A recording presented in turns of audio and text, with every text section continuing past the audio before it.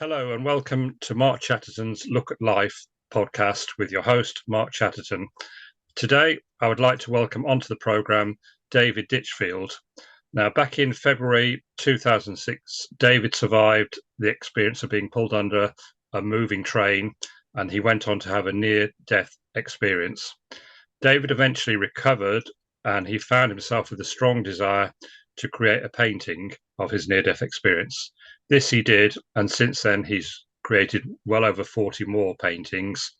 And he also started to compose music. It wasn't just a song or two, but it was actually a whole symphony. And he's done even more of those since then.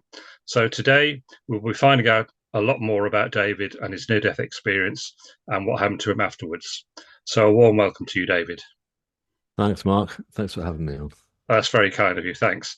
I'll start by saying that you wrote all about your experiences in a book, which is called Mm, Shine On, mm, which is basically your life story and all that happened to you leading up to your near-death experience and what happened next. Um, mm. you've also got a website which is also called Shine On, I believe. Yeah, Shine On the Story is The is the Shine is On the the is the link for story. that. Yeah. Is it .com or .com, yes. .com? Fine. Yeah. Okay. So let's start going back to 2006. You've been living in London for quite a number of years. Um, is it true that you were in the music trying to make it in the music business? You were in groups and things first of all.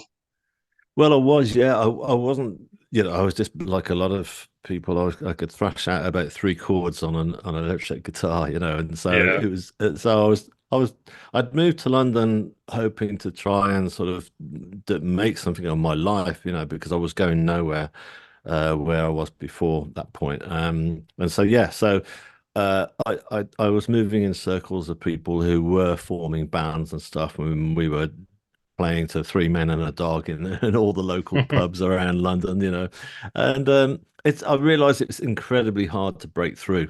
It really Yeah. it's all or nothing with the music industry and stuff. So I was not having any success with that at all.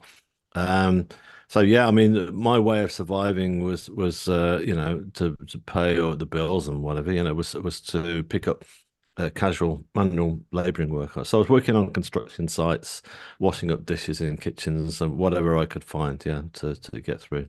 Yeah. Okay. And your life was sort of in a bit of a mess. You haven't really sort of Mm. made much of it, and Yeah. that's when your near to death experience happened. But before Mm. that, I remember reading in your book that you actually went to a spiritualist meeting and you were told something about something big was going to happen to you. That's right, yeah. I mean, that was by chance actually, because I got no interest at all in spirituality at that point in my life. And what happened was I was on a train traveling to Cambridge to visit my family, and I bumped into a couple who were sat opposite me, and they were confused about where the next station was and what have you. And I was helping them with that, and I remember the lady saying to me, "Look, we're going to see a medium tonight. She's really good. She's unknown, but she's brilliant." Come along. I got no interest, as I say, but she insisted on giving me this flyer. And so when I actually arrived in Cambridge, I don't know what possessed me, but I was sat in the pub having a pint and I thought, do you know what? I'm going to go. And I went along to that meeting and it was packed. And she was called Julian Knight and she really was a brilliant medium. She was like, lots of people were looking to get messages from loved ones who passed on and she was giving them. And then she suddenly turned around to me and she said that man over there in the blue sweater, she said, your life is about to change. And I was going, oh, wow, in what way? And I was obviously at that point, I needed that change. I thought it was going to be a lottery win or something, And she said, they're not telling me, but all they're saying is be prepared and you will be protected. And so I thought, great.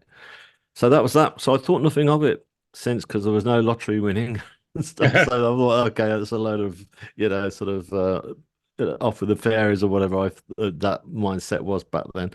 So yeah, I forgot all about it. But yeah, basically now looking back, what I realized was that she was actually saying that my life change was about to happen, but in a way that I could never anticipate it, and that was in the sort of in the way that it did, with the accident, with the accident that nearly Yeah. killed me, and then the near death experience that followed.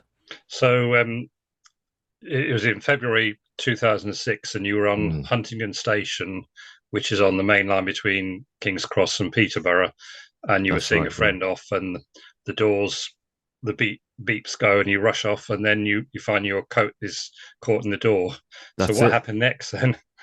Well, I mean, I tried to pull it free, and it wasn't going to pull free, and I just it was like a three-quarter length one, and it was just I was Hmm. tugging away at the bottom, and then I remember shouting out for a guard, and I didn't realize there was no guard on that actual line, and I tried banging the windows, whatever I could, and nothing was happening. There was no help coming, and I thought at this point, this is it. I'm going to die. I remember looking at my friend through the glass and seeing the look of sheer horror in her eyes. So the train started to rev up, the engine started to rev, and then it started to pull out the station. And I felt every gear shift. It pulled Yeah, out at a great speed. You don't realize until you're attached to the outside of one just how fast they go. And I lost my footing, dragged along the platform, and then eventually I was pulled under, and I was under the wheels. I was just tossed around relentlessly, thrown from side to side, pillar to post, or whatever, And I was fully conscious throughout this whole yeah, yeah, ordeal because I went into fight or flight mode, as they say, and obviously decided to fight for my life, and that's certainly what I was going through at that point. yeah. So looking back, would you say now that you were sort of protected in some way, watched over, so that you actually didn't die, you survived it? Yeah, I most certainly was, In fact, I went back to that spiritualist church to try and find that medium, and it took me quite several weeks to actually track it down, because Yeah, they would have various mediums would come along to their services every Sunday. So I go each week hoping that she'd turn up. And I remember being sat there one evening after it had finished, and there was a lady turned around to me and she said, I'm actually a retired medium. She said, but I remember your accident, and she said, and you know what? You were saved by your power animal that day. I said, oh, what's a power animal? And she said, a power animal, we all have them. And yours was in the form of a lioness. And it was that power animal that saved you. And so that was it. She said, but you also had your grandfather with you as well, who was very much at play with what was going on that day. So yeah, so I look back now and I realise, well, I know now anyhow that there was this, because I was told by the British Rail Police who did a massive inquiry. They said to me right at the end, they said we're banging our heads together. We don't get it. You should be dead. You should not have mm, survived that. mm, So I knew that something far bigger was yeah, at yeah, play that day. And there's some things that we just don't know and don't appreciate in this world, in this life, this universe, that mm, all scientists don't have the answers to. yeah. So you obviously survive. You're on the tracks. Ambulance comes along, and you get taken to Addenbrooke's Hospital in near Cambridge, which is obviously the biggest hospital for miles around that would deal with Yeah, you. And yeah. then in the hospital, I don't know if you had an operation first, but that's where you had your near death experience. The operation followed actually, yeah. Yeah. So So it was it actually was it was before the operation. Yeah. yeah, it was when I was actually they were going to wheel me in, and so I was in the A&E department, the emergency departments, and there was a lot of medics sort of. I could tell there was a lot of fear in their voices, and I couldn't understand obviously what they were talking about, and I was losing a lot of blood at this point. Because my arm had been cut, had been severed like from the elbow down, so there was lots of blood loss. Um, and so it was at that point that I was there. My family had arrived actually, and also my friend Anna, who I'd been seeing off, and I was concerned about her because I knew that she'd had to go through this ordeal. She would have watched me go under, which she did, Mm, and so she came up to me. I said, I want to speak to Anna. So she came over and she was shaking her head from side to side, saying, I can't believe that you're alive. They announced that you were dead. mm. And I said, no, I'm here. And it was at that point I left my body. I So left all, there were actually people right next to you as you had this experience. Then, yes, that's yeah, right. All my yeah, family were there, and my friend, and So they were all there as I left You my just body. you I just left went unconscious, and that it. was it. Well, it was just like a transition, Yeah. rather than feeling like I'd slipped into unconsciousness or anything. I'd suddenly gone from all the pain and the drama of the hospital and all the noise because I remember being very noise sensitive and light sensitive. It was just, and I'd gone from all that Mm, into what seemed like a warm, welcoming, darkened space. And it happened almost instantaneously. I was there, and it just felt great. And I actually figured pretty much straight away that this is it. I've moved on. That this is death, mm, and I didn't fight it. I didn't resist it. I know that some people do. I mean, obviously, I've seen other interviews since of people who've had near-death experiences, and some people have got too much to live for. They've got young kids and stuff, which I didn't have. And I didn't want to die, but everything I'd just been through, it was just so great to be in this beautiful realm. mm, So I just tried to get my bearings and find out where I was. And I kind of lifted myself from the hospital trolley and I realized actually I wasn't on a hospital trolley anymore. I was now laid out on a huge granite rock. It was like I describe it as being like a medieval altar in appearance. And it felt remarkably comfortable to lay on. And I just looked around through this dark light, suddenly there were lights pulsating slowly all around me. And there were colors of ambers, greens, yellows, reds. And they were like welcoming lights that made me feel safe. And I laid my head back onto this huge granite rock and closed my eyes. And And I suddenly thought, what about my body? What about my wounds? And so I lifted my head once more and looked and looked down, and I realized that everything was intact. My body was not there was not even a single bruise or scratch. And I was just covered in this beautiful blue satin linen sorry, sheet. And I, uh, I I laid back and closed my eyes once more. And then through my eyelids, suddenly I could see light appearing, very bright lights. So I opened my eyes, and there were three grids of symmetrical white grids of white light closing in on me, coming down, and I couldn't take my gaze away from this light, even though it was so intensely bright. Normally in this realm, it would be something you could not stare into, but here it was possible. And this light was more than just pure white light. I knew there was a healing element to it. It felt like it was doing something good for me. So I mm, closed my eyes again. And I felt that this light was healing, the trauma that my body had been through, because it had been through such a terrible shock. And as time went on, I suddenly felt the presence of somebody. And I opened my eyes once more, and there stood at my feet was this androgynous being, a person wearing a very contemporary black t-shirt with this pure white blonde hair and skin that was emanating light from within. And I just remember looking at this person and thinking, I know you, don't I? And I actually said out loud, where do I know you from? It was like, you see somebody at a yeah. party and you think, I know that person. And they Mm, say, yeah, I think we've met before. So it's that familiarity. This person just smiled back at me with a knowing smile almost. But I felt safe with this person. I felt this person was guarding me.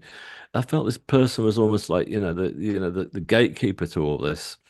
And so I laid my head back again, and then I felt the presence of more people. So I opened my eyes once more, and either side of me were two beings of light. I call these people beings of light because they were emanating so much light from within, and they were both female. Then the girl to my right was wearing again a very contemporary sort of brown dress with long brown hair and dark skin, and the girl to my left was wearing a more traditional outfit, and she was either American Indian, Asian Indian, or South American in appearance, and she was wearing a beautiful traditional dress.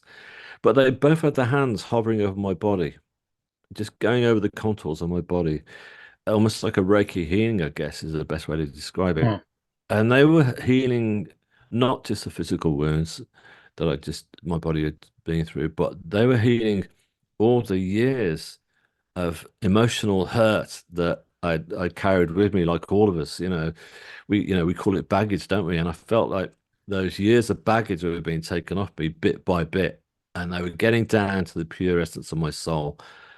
And that feeling was just so liberating. It was just I'd never felt so complete in my whole life. It was just wonderful. Right. Um, So, how did you have any concept of time while you were in this situation, or it just sort of passed very quickly, I suppose? the interesting thing is that I realized uh, that time wasn't existing in this realm. There Right. was no time, Mm. and because there was an awful lot of stuff coming through in terms of telepathy, and I was being told that this is the present moment, and I thought I've never been in the present moment. I'd spent all my years previous, particularly in the ones prior to the accident, concerned with the past, concerned with past mistakes, opportunities I'd missed, or concerned with the future, worrying about where my life was going to go. And I was never in the present moment. But suddenly here I was in the present moment. And that was all that matters, was that present moment. And it was an incredibly liberating moment to actually experience that. So I just went with that. And I had no concept of like, right, what's going to happen next? Where are we? And how long is this taking? I just decided to, allow myself just to be taken into this whole beautiful experience because there was an immediate sense of trust in it all. Mm, mm. Uh, yeah. So, after that, were you told you've got to go back, or did you feel you had to go back, or what was No, next? no, no. There was what happened next was I'd started to think about my family actually because they were obviously pretty distraught, of course. My mother had been in tears, I remember. And and I thought, well, it's clearly I'm dead now, is what I figured, and so I thought that they're going to be really cut up. So I was wanted to see them because I love them obviously so much, and I remember trying to ease my way over the side of this huge rock, and I looked down, and as I looked down, I couldn't see them at all. But what I did see was this amazing sight. It was like I would describe it as like a huge waterfall of stars, and it was absolutely vast. It was the size of Victoria Falls or Niagara Falls, but instead of millions of tons of water cascading over the edge, it was just billions of sparkling stars, and they were just falling over. And I looked down into this abyss, and I was just going, wow, I could see shooting stars, and my eyes were just slowly focusing. And I realized I was looking down from one galaxy into another. I was looking down into infinity. I was looking into this array of beautiful colors that were like nebulous forming, all sorts. And I remember thinking, wow, this is just like remarkable. I'm not in a small darkened space that I figured I was. I'm actually in the universe itself. And I felt that sense of being part of the universe, not walking along a street, looking at a black sky and seeing sparkling stars. No, I was in this huge three-dimensional sort of space where the energy was just moving forward. It was just, yeah, so that was incredible. So I pulled myself over, and there was no sense of upset or guilt or shame that oh my goodness, my poor parents. Mm. I remember saying to myself, oh well, they'll be experiencing all this themselves soon, and they'll all move forward with their lives, and everything will be fine. And that's how I felt. I was so positive about everything, and I laid back and continued to bathe in all this beautiful healing light, and then I remember feeling like this energy that was just going throughout my body was suddenly had become more intense, very much so, to the point that every single molecule of my body was starting to vibrate. So I thought, what's going on? And I looked up, and just beyond the being of light that was stood there at my feet was this huge tunnel of white light that was coming through the stars, coming through the universe. It was surrounded by these very dramatic flames that were just slowly circling around this pure white light. Again, I could look right into it, and I looked into this light, and what I was being told was this was the source of all creation that I'm looking at here. This is not this is God, not God in the form of most images of God are in all faiths. It normally has some kind of human form. This was no, this was God here in this pure white light. And it was at that point of realization that I suddenly came crashing back into my body. I was back in the hospital, all the Right. pain came rushing through me. Suddenly that beautiful white light was now replaced by fluorescent strip that was screaming into my Yeah. eyes. Yeah, And who was the? Did you tell someone straight away, or did you keep it all to yourself for a little while? I tried to. Yeah, Yes. I remember, they were getting ready, to wheel me through, and I remember, I called my friend Anna over. I said, Anna, I need to tell you something. And she said, what is it? And I said, something amazing has just happened, something incredible and she put her hand over my mouth. She said, David, not now. We can talk about this at another time. I said, no, this is important. And she said, no, please, so I let that go.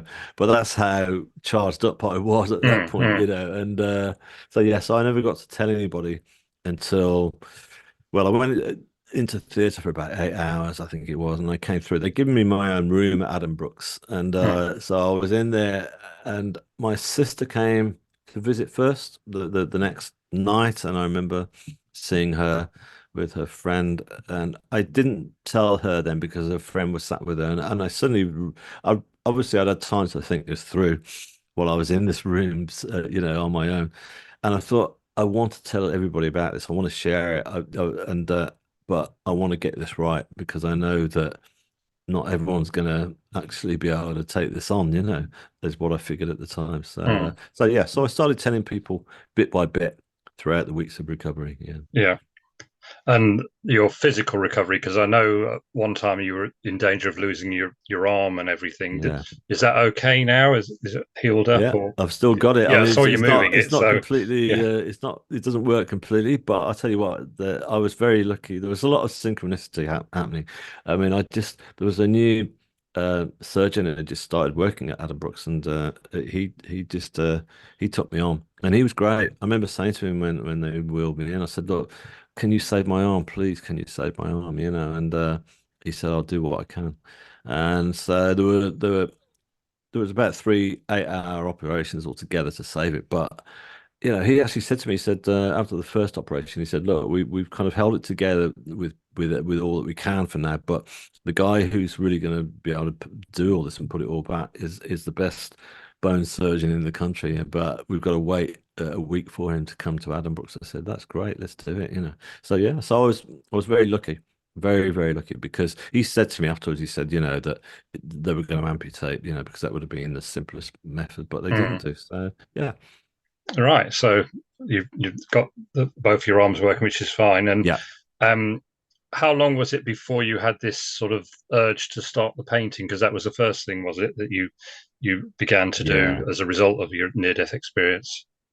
Well, the idea came through imminently, from coming around from the anesthetic because I was in this room lying there and I just got this little R2D2 thing bleeping next to me, Mm, and so I got a lot of time to think things through. Obviously, I was contemplating, what had just happened to me going under a train, which was huge, and but I was more sort of fixated with this, with the near death experience. I didn't know anything about near death experiences, so I figured at that point I was the only person this had happened to, and I thought, how am I going to tell this? I've got to share it. And I thought, and I was worried I was going to forget it all, to be honest with you. So I thought I'm going to do a painting. I've never done anything like this before, but I thought I'm going to do a huge biblical style painting like the Renaissance ones, mm, did, in the Vatican that you see and what have you, mm. like Michelangelo. So that's what I wanted to do. So there was no sense of like, oh, can I do it or not? I thought I'm going to do it. So I'd started. I remember asking my sister on the first night she visited me. She said, "Can I get you anything?" I said, "Yeah. Can you get me a small A5 sketch pad and a pencil, and she went, okay, but she followed it through. And I remember the nurses tried to prop me up in the bed as I tried to just started to sketch out what I'd seen. So I got it there. And I've still got those sketches. I mean, I can't even show you now because they're so faint because I was very, Yeah. very weak, But Mm. you know what? That very first painting I did came from those early sketches, and but I didn't forget it anyhow. I mean, as I'm talking to you now, it's just as clear in my mind as it ever was. Yeah. Yeah.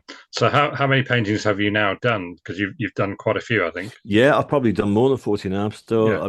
I've been working on a whole load of new paintings actually, which is all based around the experience and so yeah, so I'm going to be sort of looking at making those available for people to buy Yeah, prints because off. I think I read that you had some exhibited in New York. Is that right? It was it was in Washington DC. Oh, well, So sorry, yeah. Washington DC. Yeah, Yeah. no, don't worry about it. Yeah, yeah. And so yeah, so I was contacted. It was the Museum of the Bible, and it's a beautiful new museum that opened just after the lockdown. Mm. And so they said they were doing an exhibition on and they in that exhibition they wanted to feature near-death experiences, and they'd seen my paintings, seen my interviews, and they said they'd like to have my paintings on loan. So I said, yeah, great. So they sent. So well, it was just one painting actually. It wasn't a painting. So Oh, it's just one. Yeah. there have been others that have been out. Yeah. So you might have looked at another post I put up that there was earlier on than that. There were a couple of paintings went out online. But yeah, but the Museum of the Bible had the one of my near-death experience itself. Well, not the very first one I did, but this was one a bit further on. But so yeah, so that was out there. So I was very proud of that. That was there for a year. It's just come back. So they shipped it back out. That's good. And what about in this country, in Britain? Have you had exhibitions at all here? Um, I've had one or two. Yeah, I've had some very low key ones, but I've not. Most of my work has been sort of exhibited on online mainly and stuff. So Mm. yeah, so yeah.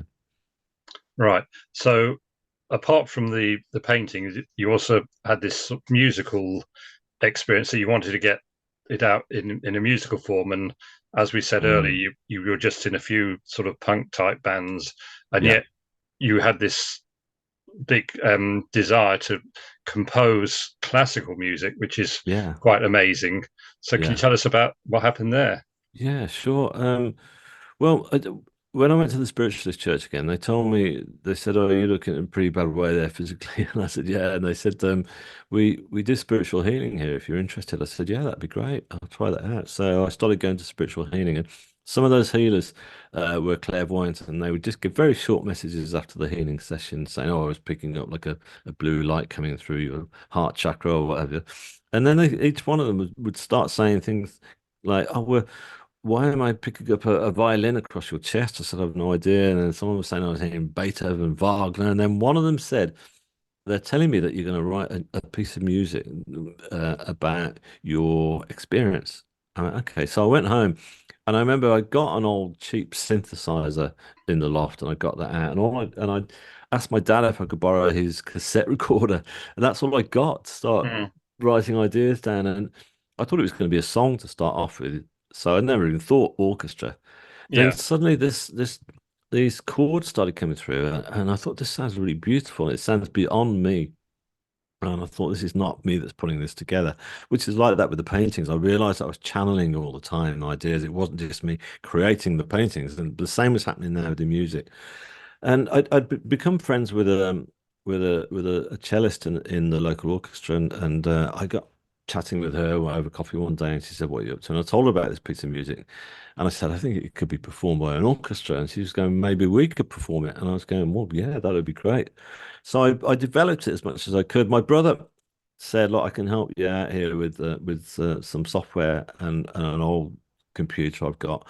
And you can have that, but because you're going to need that because an orchestra needs to have score written out that they can't Mm. you can't just give them cassettes.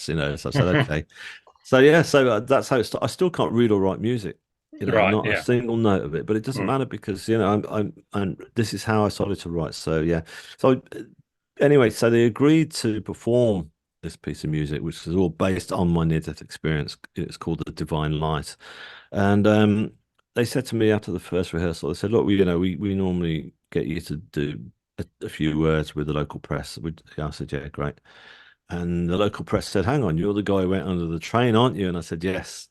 And so they said, "You're going on the front page." So it did do. And then the BBC got in touch and they said, "We'd like to come and interview a rehearsal." I said, "Great." So they turned up.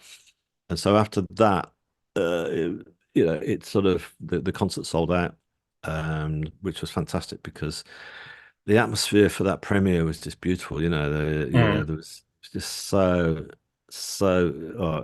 it was magical, and it was just what I wanted. It wasn't all about me. It was all about getting across to people, this is the afterlife, and this is what happens to me, and hoping that you can share it and experience it too. And so, yeah, so I suddenly realized that I was able to start telling my story through all these different dimensions, going beyond just the two dimension of just a painting, or suddenly there was music in there as well. mm. So since then, you've done a few more pieces of music, I understand. Oh yeah, yeah. I mean, after that, I got commissioned, pretty much straight away to Right. write for various other Mm, orchestras and other. I've got commissioned. One of them was really lovely. There was they're called the Cambridge Clarinet Choir, which is basically a group of 10 clarinet players, and they're all different size clarinets, which I mm, never even knew existed. That go right down mm. to the bass one's about 6 foot in length. It's just like incredible sound. So, and they asked me if I would write something, that was based on my spiritual experience. Also, I said, yeah, that'd be great. So So yes, there's have been quite a these few. been released? Can people buy these music pieces of music to hear? Yeah, that again, that's something I'm terrible at getting all this stuff together, but I've got somebody who's helping me out getting all that stuff together. I mean, you can stream the Divine Light at the moment. If you go to my website, all three movements are on there, so you can listen to those for free, of course. So if anybody's interested, please go and have a look there. But I'm going to I'm working on a new piece now. Which is called I Wasn't Expecting This, which was featured recently by the BBC. Actually, they did a documentary for the World Service, Yeah, that's how which I is heard sort about of. you, actually. Oh, really? Okay, Yeah, yeah. yeah, So they came up for that and stuff, and and so that's called I Wasn't Expecting This, and that's going to be released as well once that's all completed this year. So yeah, so quite a big year of me trying to make yeah. sure that I get stuff out there for people to be able to access more. Would you say that all this inspiration comes from you, or from a bit, more divine inspiration? Where do you think it comes from? Yeah, it's coming from a lot of it. Yeah, there's a lot of it is coming from my higher self. Mm, When I say my higher self, it's coming from beyond my thinking mind. I obviously I have to use my thinking mind, but I try to use that as minimal as possible. I try to switch that off, and that's when I find that ideas start to flow through. And yes, there's a total divine sort of interaction going on here, most certainly. Yeah, yeah. It's not me. It's there's no way I could have put these paintings together or written symphonies for orchestra just with my background, because it's just it's something that we can all do as well. I don't feel that we have to have a near-death experience to be able to do this. It literally is, sort of letting go of the thinking mind and allowing ideas to come through. I'm not saying that we're all musicians and artists, but we'll find other things that we didn't realize were buried within that are there that can come yeah, out. yeah, yeah. I'm just going to play devil's advocate here, because obviously people of the scientific ilk would say, "Oh, it's all from your brain." You know, Mm. does that bother you, or because I presume you do get people who are critical of it all, and so on. Yeah, I mean, I'm not bothered about that at all. I mean, I'm quite happy to, I've been on a couple of radio stations and where they've chatted about it, and they've had a scientist on who's Mm, doing studies into near-death experiences, which I'm glad they are. I mean, I mean, wow. I mean, without science, I wouldn't be here. Also, mm, science mm, saved my life and my arm, so I've got so much time for science. But the thing to remember is, and since my near-death experience, I've been very fascinated by programs on the universe, and I love watching Professor Brian Cox, who I think is great. And I was watching a series on the universe with him recently, and he said that in terms of science, he said that there's so much more to discover. That he said we're only scraping the surface of what we know about the universe, and so you know, we tend to go through life thinking that, oh, there has to be a scientific explanation for everything. But as he pointed out himself, there isn't a scientific explanation for everything. Mm. Science is just trying to find answers, which is brilliant. And yeah, so I'm happy, more than happy for scientists to be able to involved, and if they start finding some answers, then brilliant, because it means that it's going to open the story up even more, you know. Yeah, that's right. And what would you say is your mission in life now? Now that you've been through all this, is just to share your experience, or is there anything else that you want to say? Yeah, I mean, I don't really have a mission, that I basically realized that since the near-death experience, since I started on that very first painting, that there was no sense of uh, ego or ambition getting involved in all that. Everything would come to me. Like I said, the BBC thing came to me when I did the first premiere. So I realized that if I stop and allow myself open to the universe, and then the universe will bring those things. Because yes, I do. I mean, obviously, it's my. I guess my mission is to share this message. Is to share the story Mm. that death is not the end. That it's only at the end of one part of our journey that the soul lives on. So yeah, Mm. so there's a very much a part of me wants to share that, but also just to share that we're all part of the universe, and the universe wants us to keep creating and moving forward. Yeah, because obviously you said you still go to this spiritualist church quite regularly, or is it just sort of occasionally? Not so much actually. No, I don't really No. go to the services quite so much now. I mean, I did a. They asked me back there last summer actually to do a talk, and so it was lovely to go back and see everybody, and it was wonderful. Mm. So it's a beautiful church, um, but I'm not actually living close enough to it to go. But I do go for spiritual healing still, and Yeah, spiritual yeah. healing is brilliant. To me, Mm. that's kind of like that's almost like my church in a sense. That's the closest I get to being back in that space, being back in that moment without any noise, So Mm. noise in this world, as I call it. So yeah, so I still have spiritual healing. Right. Well, thank you ever so much, David, for agreeing to speak to us today and for your amazing story.